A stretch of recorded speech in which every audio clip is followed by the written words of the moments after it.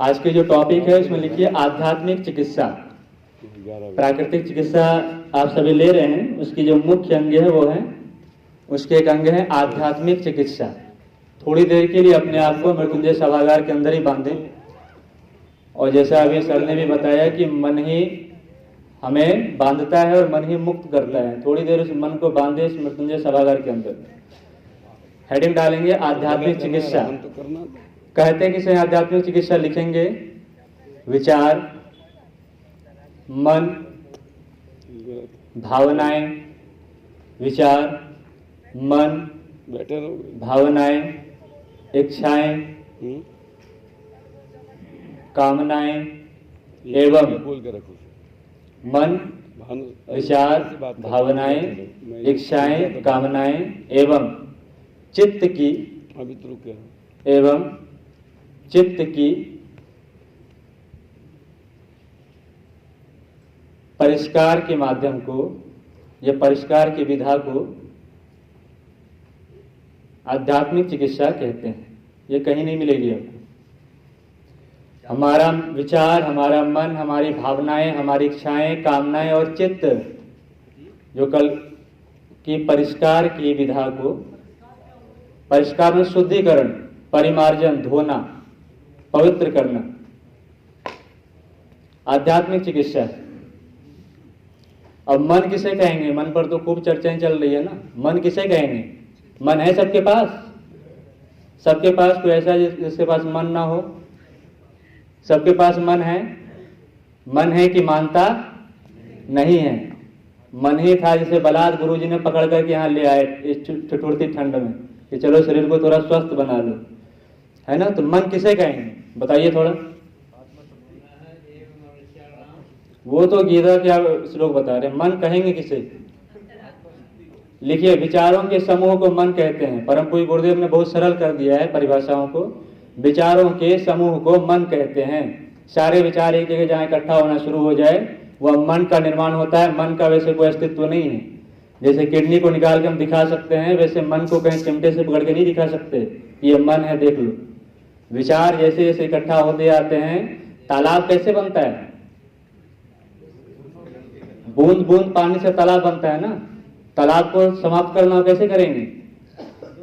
सारे पानी समाप्त कर दीजिए, हटा दीजिए, तालाब समाप्त हो जाएंगे। तो हटाने के क्या तरीके होंगे? भाप बना करके सारे पानी को हटा दीजिए, तभी तो अस्तित्व समाप्त होगा ना उस जगह से जल का। वैसे तो अस्तित्व समाप्त होना है नहीं, कन्वर्ट हो जाएंगे, भाप में चले जाएंगे, वाटर वेपर बन जाएंगे। विचारों को भी महर्षि रमन कहते हैं कि लोग कहते हैं कि माइंड मैनेजमेंट करो। यदि विचार कोई समाप्त कर दिए जाए तो किसका मैनेज करोगे? इसलिए मन पर फोकस किया गया अपने यहाँ अध्यात्म शास्त्रों में। तो मन को पकड़ने का सबसे आसान तरीका है वह है विचार को देखना शुरू कीजिए कि आपके विचार कैसे आते हैं। गंदे विचार हैं या अच्छे विचार हैं? इसलिए परम पूज्य गुरुदेव ने अपने क्रांति का नाम दिया है विचार क्रांति अभियान, है ना। विचारों में क्रांति होगी तभी आपके व्यक्तित्व में सुधार होगा। दुनिया में तो ढेर सारी क्रांतियां होगी। फ्रांस की क्रांति हुई, जर्मनी में हुई, भारत में भी हरित क्रांति, श्वेत क्रांति, ढेर सारी क्रांतियां हुई। लेकिन गुरु जी ने एक अलग क्रांति निकाली जो सभी क्रांतियों का आधार है, मूल है, वह विचार आपका। विचार में जब तक परिवर्तन नहीं लाएंगे तो कुछ भी नहीं होगा। जैसे विचार होंगे वैसे ही हम होंगे। जैसा हम आज तक सोचते हुए आ रहे थे वैसा आज हैं। जैसा आज सोच रहे हैं वैसा कल होंगे, जैसा कल सोचेंगे वैसे फिर आने वाले दिनों में होंगे। इसलिए स्वामी विवेकानंद ने कहा था जीवन में यदि सफलता चाहते हो तो मन में एक विचार लो और उसे अपने पूरे जीवन का लक्ष्य बना लो। उसी विचार को जियो। मन में वही विचार घूमने, चलते फिरते उठते सोते बैठते सिर्फ एक ही विचार चले। यदि आप एक अच्छा डॉक्टर बनना चाहते हैं तो डॉक्टर के विचार लीजिए, डॉक्टर वाले वातावरण में रहिए, डॉक्टर की संगति करें, वैसे ही चीजों को पढ़ें, वैसे ही चीजों को देखें, वैसे ही चीजों को सुने, तभी हम वो चीज बन पाएंगे। नहीं तो यदि उतले विचार होंगे तो परम पूज्य गुरुदेव कहते हैं कि सुबह में डॉक्टर, दोपहर में इंजीनियर और शाम में यदि हम क्लर्क बनने की सोचेंगे कुछ नहीं पाएंगे। फिर अगले दिन फिर नई नई कल्पनाएं करेंगे। तो शेख चिल्लियों वाली कल्पनाओं से अच्छा है एक विचार लें। यदि क्लर्क बनना है तो ईमानदार क्लर्क बने ताकि लोग लोहा मनवा सके कोई ऐसा भी क्लर्क हुआ था, है कि नहीं। अगला लिखिए, उसमें छोटा छोटा कराएंगे, ज्यादा डिटेल नहीं जाएंगे। श्रीमद् भगवद गीता के अनुसार श्रीमद् भगवत गीता के अनुसार कर्म के प्रकार। श्रीमद् भगवत गीता के अनुसार कर्म के प्रकार। जिस हॉल में आप बैठे हैं, इस हॉल में प्रत्येक गुरुवार को हमारे परम श्रद्धेय डॉक्टर प्रणव पंड्या जी इसी मंच पर यहाँ अच्छे से यहाँ सजती है और गीता की क्लास होती है। तो ऐसे जगह से आप गीता को के वाक्यों को लिख पाएंगे, बड़ा सौभाग्य होगा। ये ऐसा हॉल है जहाँ पर भारत के राष्ट्रपति हो, उपराष्ट्रपति हो, गृह मंत्री हो, विभिन्न सांसद हो, बड़े बड़े हस्तियां सब इस मंच से आकर के जा चुके हैं, ऐसी सभागार में उपस्थित। तो लिखिए, कर्म के 3 प्रकार हैं। देयर आर 4 टाइप्स ऑफ कर्म। कर्म के 3 प्रकार श्रीमद् भगवद गीता में भगवान कृष्ण बताते हैं 4थे अध्याय में, 4th चैप्टर में भगवान कृष्ण बता रहे हैं अर्जुन को कुरुक्षेत्र के मैदान में कि कर्म के 3 प्रकार हैं। कर्म किसे कहेंगे? काम, क्रिया और कर्म में क्या अंतर है? कोई अंतर है कि एक ही है? सुबह शौच जाते हो, कर्म है या क्रिया है? हाथ से भोजन कर रहे हैं, कर्म है या क्रिया है? कर्म लिखिए क्या होता है? जागरूक, जागरूक एवं संकल्प पूर्वक, जागरूक एवं संकल्प पूर्वक किए गए, जागरूक एवं संकल्प पूर्वक किए गए क्रिया को कर्म कहते हैं।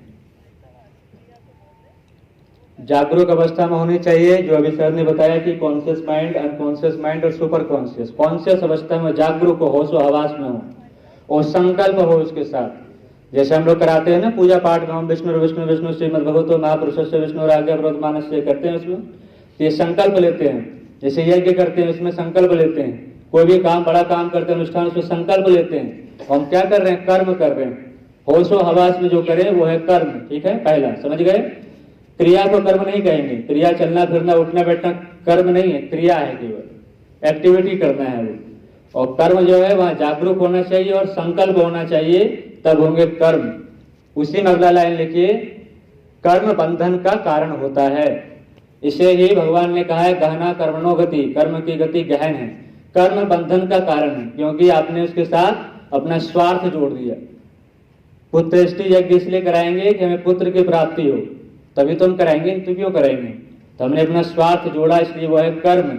करेंगे कर्म तो बनेंगे बंधन के कारण, क्योंकि इसके फल तो आपको चाहिए ना, तभी तो आप करेंगे इस चीज को। अगला लिखिए, शॉर्ट में बताएंगे। अगला लिखिए, विकर्म, विकर्म विपरीत कर्म, विकर्म विपरीत कर्म। दूसरा कर्म भगवान ने बताया विकर्म विपरीत कर्म।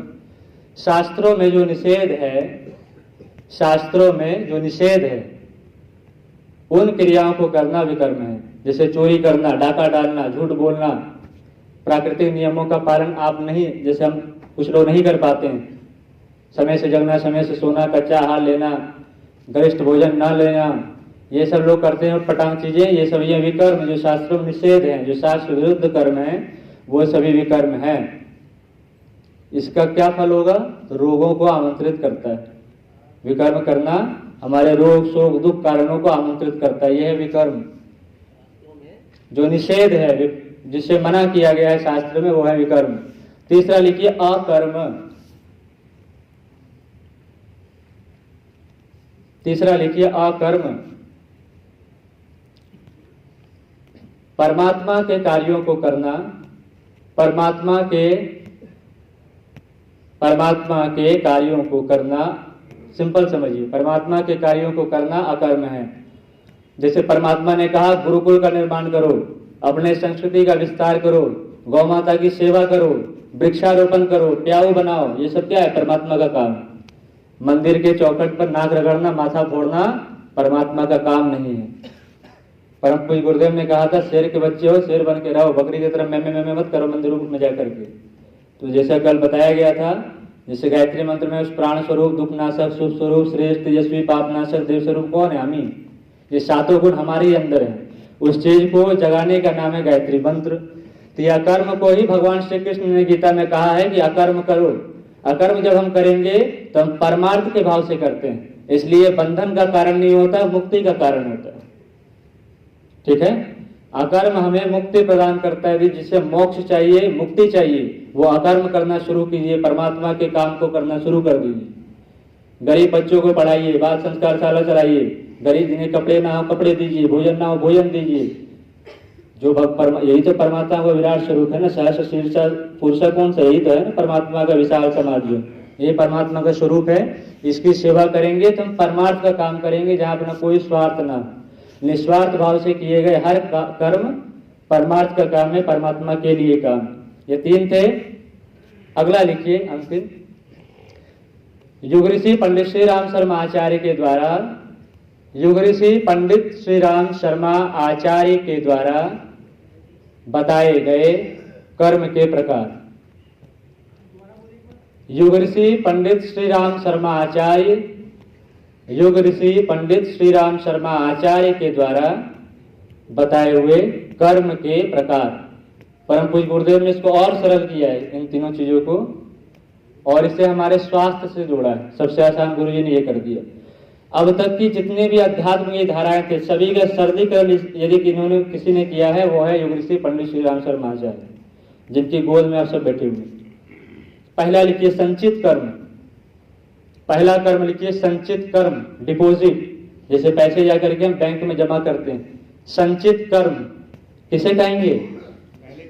जितने हम अभी कर रहे हैं, ये सारे कर्म जहां पर जाकर के स्टोर हो जाएंगे, वो है हमारे संचित कर्म। एक ऐसा स्थान जहां सारे इकट्ठे होते जाएंगे, सारे कर्म, तुरंत फल नहीं मिलने वाला है इसका। भगवान का जलाभिषेक करेंगे, रुद्राभिषेक करेंगे, भगवान तुरंत प्रकट नहीं हो जाएंगे, वो कर्म आपके स्टोर हो जाएंगे। आपने यदि पाप कर्म किए वो भी स्टोर होंगे, पुण्य यदि किए वो भी स्टोर होंगे। फल कब मिलेंगे, इसके लिए अगला लिखिए। संचित कर्म मतलब वर्तमान में किए हुए कर्म जहां इकट्ठे होते हैं, वो सब हैं संचित कर्म।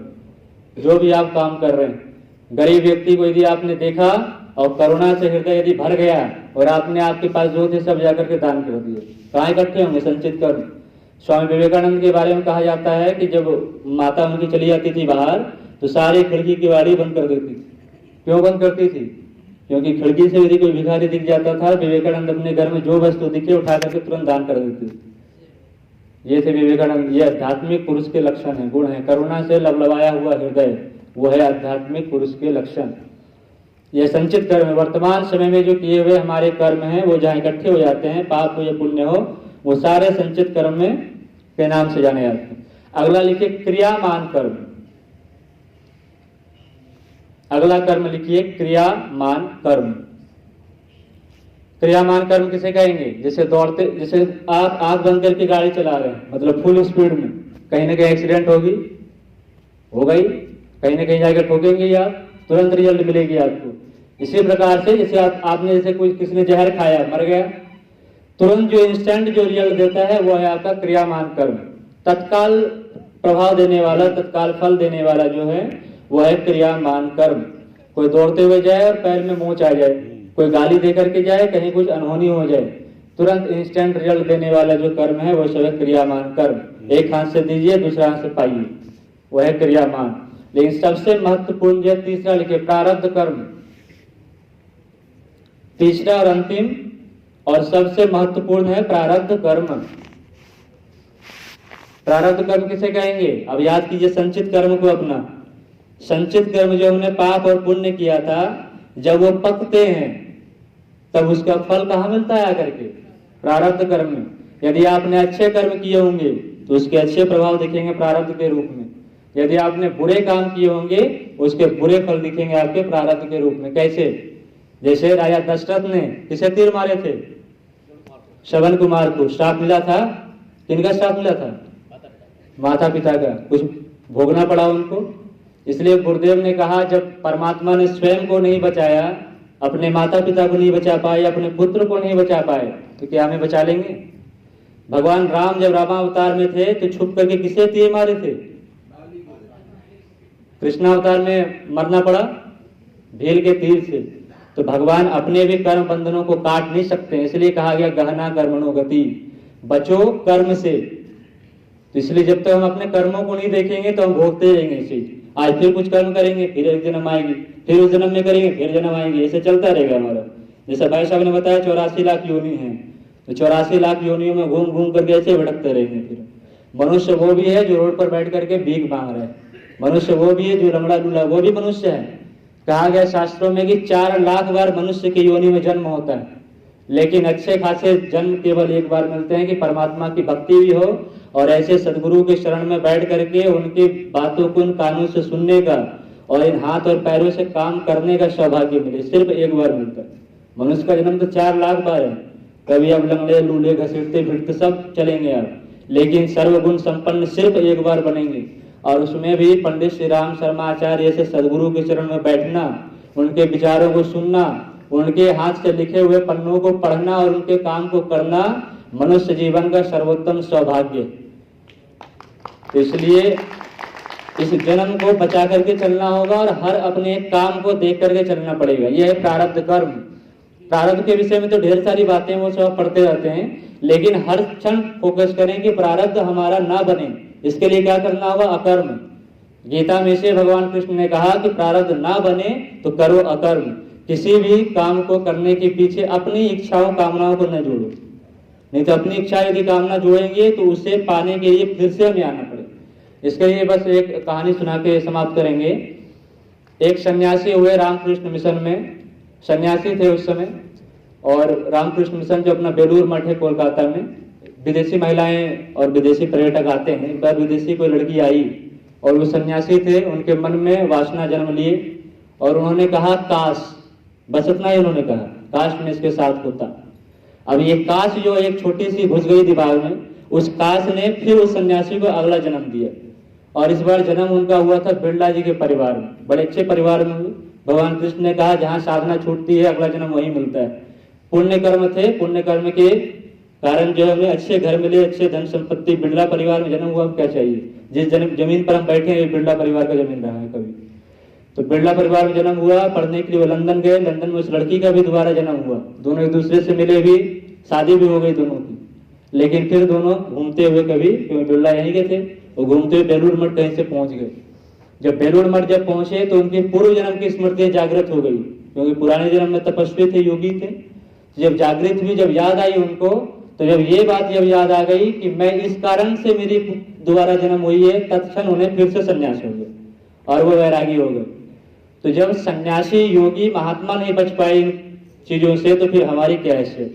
इसलिए हर कर्म को यदि हम जागरूक अवस्था में करें, जगे हुए हर चीज को सोच करके करें कि अगला इसका रिजल्ट क्या होने वाला है, तो फिर हम कर्म के बंधनों में नहीं पड़ेंगे और परमार्थ के कार्य को करते हुए अकर्म की गति पाएंगे और मोक्ष मुक्ति की तरफ जाएंगे। नहीं तो ऐसे ही घूमते रहेंगे, जन्म जन्म मुनि जतन कराई, अंत राम मुख आवत नहीं, यही करते रहेंगे, फिर घूमते रहेंगे। फिर से मनुष्य, फिर से कुत्ते बिल्ली लोमड़े सुअर बिल्ली, यही सब बनते रहेंगे। तो इस चीज को समझें। कुछ लोग कहते हैं कि नहीं मनुष्य तो मनुष्य ही बनेगा, मनुष्य तो मनुष्य बनेगा, कुछ ये समझ लेते हैं। मनुष्य मनुष्य नहीं बनेगा, मनुष्य का अनंत जन्म है, कोटि कोटि जन्म है, सब बनेंगे। जब भगवान जब करोड़ों बार आ चुके तो हमारी क्या हैसियत? हमें भी अनंत बार आना पड़ता है। लेकिन गुरु जी ने एक बड़ा अच्छा बात बताई है कि हम सब जितने यहाँ बैठे हैं, पहले तो हमने पहले बताया कि गुरु जी यहाँ वही आते हैं जिसे गुरु जी बुलाते हैं, और बुलाया परायों को नहीं, अपनों को जाता है। रोड पर चलते व्यक्ति को नहीं बुलाते, शादी ब्याह में जो अपने होते हैं उसे बुलाते हैं। इसलिए गुरु जी की ये इच्छा है कि आप सब पहले स्वस्थ हो, क्योंकि पहला सुख, दूजा सुख, तीजा सुख, इधर वाले पत्नी व्रत पति, अपना भी तो जोड़िए, पतिव्रत नारी, पत्नीव्रत पति, चौथा सुख पुत्र हो आज्ञाकारी, पांचवा सुख विद्या का दान। जो हमने ये भाई साहब जो भी बता रहे हैं, उन चीजों को अपने तक सीमित नहीं रखना है। टोले मोहल्ले सब ये घूम घूम के प्रचार कीजिए। रविवार का 1 घंटे का समय निकालिए, समय दान का, घूम घूम के सबको बताइए। आपको किट दिया गया है, हथियार है अपने पास, ब्रह्मास्त्र है 80% बीमारी दूर करने वाला। लोगों को बताइए, सिखाइए विद्या। 5वां सुख विद्या का दान। 6वां सुख अपना हो मकान, नहीं तो भाड़ा भरते रहेंगे, पैसे कहाँ आएंगे। 7वां सुख है सबसे न्यारा, भगवान जिन्हें लगता हो प्यारा। भगवान के वचन, भगवान के कर्म यदि करने की आपके अंदर तमन्ना हो, जिज्ञासा हो, तभी आप सुखी हो पाएंगे, नहीं तो ये 7 सुख जिनके जीवन में नहीं है कभी सुख नहीं हो पाएंगे। ठीक है, ये छोटी छोटी बस केवल बातें बतानी थी। और एक बस अंतिम एक फिर छोटी सी याद आ गई। रोगों के गुरुजी ने बताया कि 2 मुख्य कारण होते हैं। एक तो उन्होंने बताया साइकोसोमेटिक, जो हम लोग पढ़ते हैं मनोविज्ञान में, क्लिनिकल साइकोलॉजी में। दूसरा है सोमेटोसाइकिक। और ये जान करके आपको आश्चर्य होगा कि दुनिया में जितने भी बीमारियां हैं वो सिर्फ 5% है। कितने हैं? शारीरिक स्तर पर जितनी बीमारी है सिर्फ 5% है। कल आपने देखा होगा 80% कहाँ पर अनकॉन्शियस माइंड में। 5% सिर्फ ऐसी बीमारी है जिनके लिए पूरा मेडिकल का इंफ्रास्ट्रक्चर खड़ा है। देश दुनिया में जितने रिसर्चर्स हैं सब केवल 5% के लिए, और बाकी 95% कहाँ से जन्म ले रहे हैं? मन से। गीता में भगवान ने कहा ध्यायते विषयान पुंसा संगास्ते सुपजायते संगात संजायते कामा कामात क्रोधो विजायते क्रोधाद भवति सम्मोहा सम्मोहाद स्मृति विभ्रमा स्मृति भ्रंशात बुद्धि नाशो बुद्धि नाशात प्रणश्यति। बुद्धि के नाश से प्राण का ही क्षरण हो जाता है, और प्राण से ही व्यक्ति प्राणी है। तो ध्यायतो विषयान पुंसा, विषय भोगों की जब चिंतन मनन बार बार हम करते रहते हैं तो अंत गति क्या होती है? प्राणों का क्षरण हो जाता है। शुरुआत ही होती है विषय भोग से। इसलिए भर्तृहरि जी ने कहा वैराग शतकम में कि भोगा न भुक्ता वयमेव भुक्ता तपो न तप्तम वयमेव तप्तम कालो न यातो वयमेव याता तृष्णा न जीर्णा वयमेव जीर्णा। भोग को हमने नहीं भोगा बल्कि भोगों ने हमें भोग लिया। तप को हमने नहीं किया बल्कि तप ने हमें तपा दिया। काल को हम क्या समाप्त करेंगे? काल हमें समाप्त कर दिए। और जीर्ण हम नहीं हुए बल्कि तृष्णा ने हमें ही जीर्ण कर दिया। इसलिए जो मृत तृष्णा में जो घूम रहे हैं, इसे महर्षि भर्तृहरि ने बड़ा अच्छा जो है निर्देश दिया है। इसलिए भोगों के पीछे हिरण जैसे रेगिस्तान में देखता वहां पानी वहां पानी वहां पानी, इस प्रकार से ना भागे, वहां सुख है वहां सुख है वहां सुख। सुख यदि पाना हो तो अपने ही अंदर है। ध्यान में जैसे भाई साहब योग निद्रा कराएंगे उस प्रकार से यदि हम सब करें अपने जीवन में तो अपने ही अंदर वो सब कुछ हम पा सकते हैं। अंत में एक भर्तृहरि जी का श्लोक सुना के समाप्त करेंगे कि धैर्यं यस्य पिता क्षमा च जननी भ्राता मनः संयमः सत्यं मित्रमिदं दया च भगिनी भ्राता मनः संयमः शय्या भूमितलं दिशोऽपि वसनं ज्ञानामृतं भोजनम् एते यस्य कुटुम्बिनो वदिष्यति कस्माद्भयं योगिनः कस्माद्भयं योगिनः। भर्तृहरि जी ने कहा योगी कौन है?